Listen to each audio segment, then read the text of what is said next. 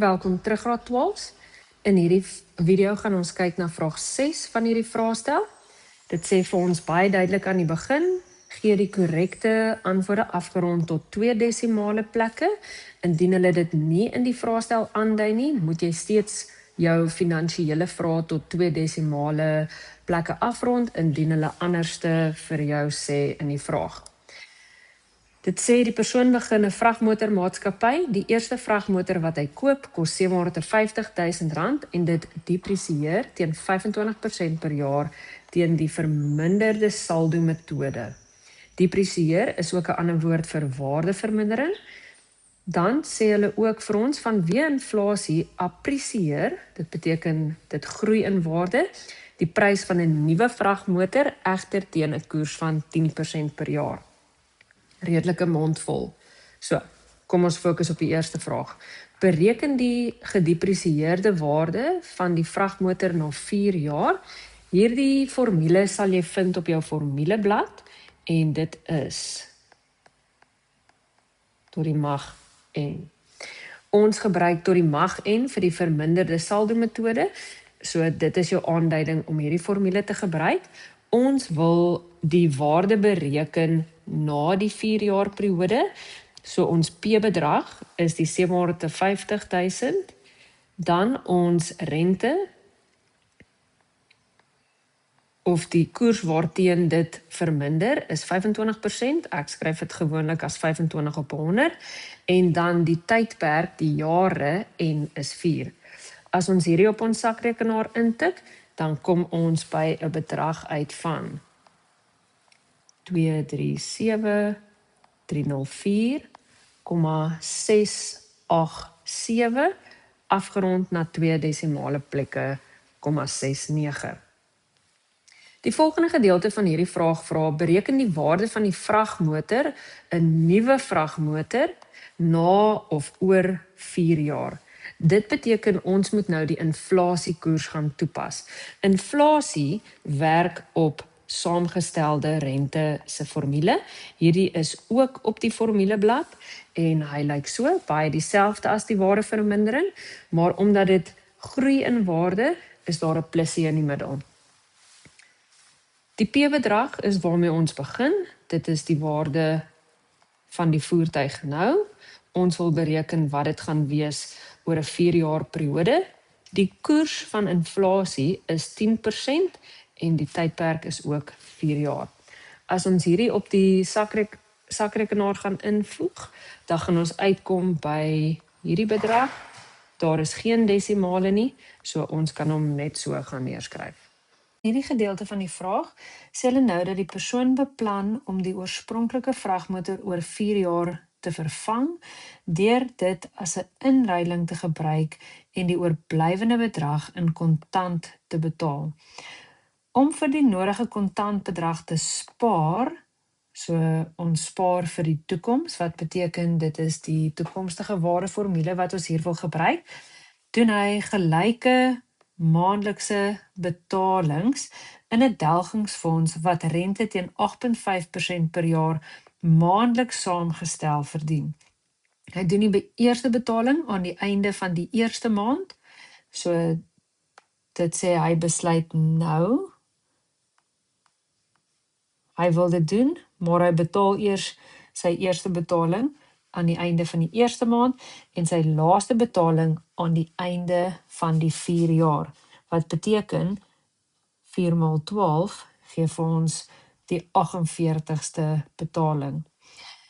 Dan vra hulle bereken die waarde van elke maandelikse paaiement. So hierdie elke maandelikse paaiement is definitief die X-bedragie in ons toekomstige waardeformule. So vir die toekomstige waardeformule kort ons 'n paar goedjies. Eerste, hou ek daarvan om die I-bedragie te gaan bereken.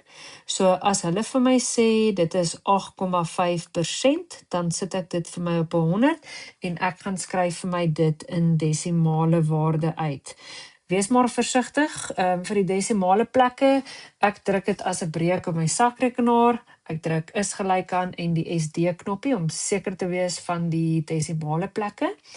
Dan vir die hoeveelheid betalings N is dit die laaste betaling minus die eerste betaling plus 1. So dit beteken N in ons formule, die hoeveelheid betalings wat ons gaan maak is 48 oor die tydperk. Dan kort ons ook die kontantprys wat hy wil spaar. So dit sê hier dat hy wil die ou voertuig inruil op die nuwe een. So die kontant wat hy gaan nodig hê is die verskil van die vorige twee vrae wat ons gedoen het. Ons het gesê 'n nuwe voertuig met inflasie gaan hierdie bedrag wees. Die waarde van sy ou voertuig gaan hierdie bedrag wees na die waardevermindering of nadat dit gedepresieer het. So dit beteken hy moet altesaam, as ons dit op die sakrekenaar gaan intik, hierdie bedrag spaar afgerond tot 2 desimale plekke. So, wanneer ons nou kyk na ons formule, dan weet ons die bedrag wat ons wil spaar, kom hier aan die linkerkant. En dan gaan ons toekomstige waardeformule hier hê. So jy kan op die formuleblad kyk. So dit is ons rente op die hoeveelheid kere wat dit saamgestel is en tot die mag van die hoeveelheid betalings.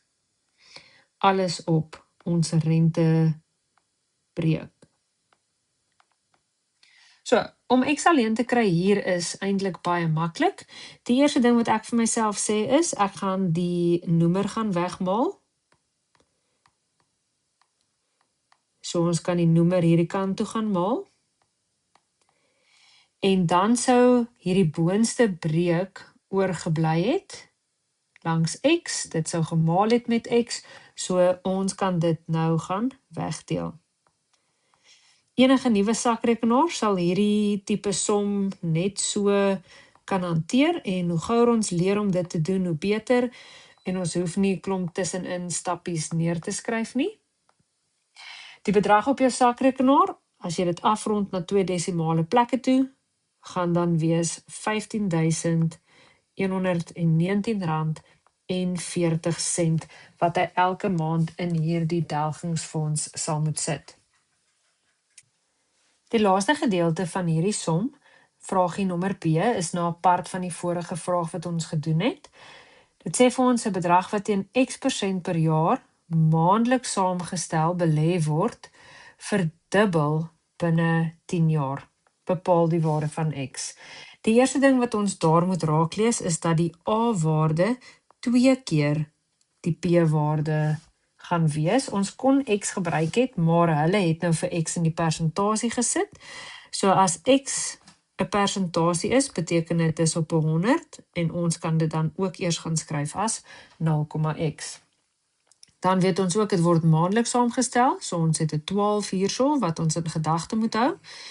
En die saamgestelde renteformule kan jy ook vind op jou formuleblad. So, nou gaan vervang ons alles wat ons het. Ons het die 2P, P, ons het ons rentekoers blokkie, dis 0,x, alles op 12, omdat ons goedjies maandeliks saamgestel word. Dan het ons ook 'n 12 hier buite en ons kan dit maal met 10, want ons gaan nou vir 12 maande rente verdien oor 'n 10 jaar periode. So, nou moet ons gaan vra, waar sit X? X sit hier binne in hierdie hakkie.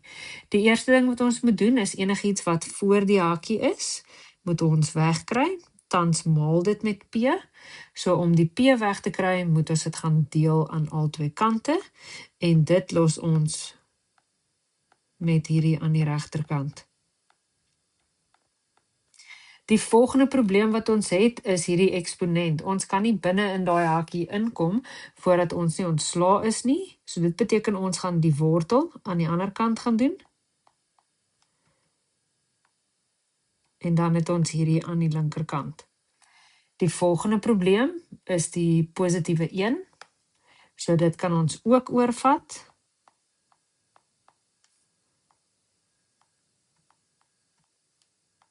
Hy gaan minus. Die volgende probleem is die 12. So ons kan albei kante gaan maal met 12. En dan kan ons uiteindelik ook ons antwoord gaan maal met 100 om die rentekoers te kry. So ons sal hierso maal met 12 en dan weer met 100 om ons later raak van die desimale plek. So, as jy nou alles mooi netjies gaan intik op jou sakrekenaar met die hakies, soos wat dit hier staan, gaan jy by die regte antwoord uitkom. Jy gaan net mooi moet gaan afrond en dan kry jy 6,95%.